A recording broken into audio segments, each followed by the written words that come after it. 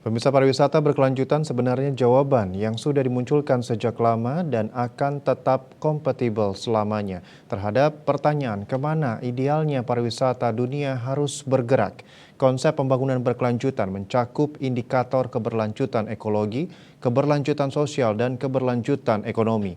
Jika ketiganya dipraktikkan dalam kegiatan pariwisata, maka kehidupan di muka bumi ini akan berkesinambungan.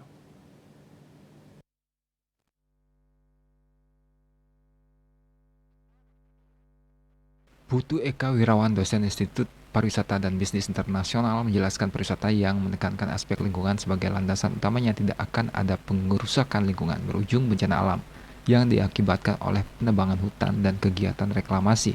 Dengan dalih pariwisata, pembangunan pariwisata dengan mengedepankan aspek sosial yang basisnya adalah berkelanjutan kehidupan masyarakat sekitar.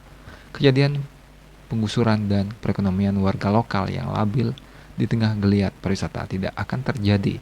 Tujuan pengelolaan pariwisata yang berfokus pada keberlanjutan ekonomi masyarakat lokal dan wisatawan akan tercipta kualitas layanan dan warga yang dapat dinikmati pengunjung dan pendapatan untuk masyarakat. Semua pihak terkait harus bersama-sama menggerakkan semua entitas pariwisata supaya berkelanjutan. Masyarakat yang ada di sekitar harusnya menjadi dasar untuk membangun pariwisata, sehingga lingkungan baru dapat mendukung kehidupannya.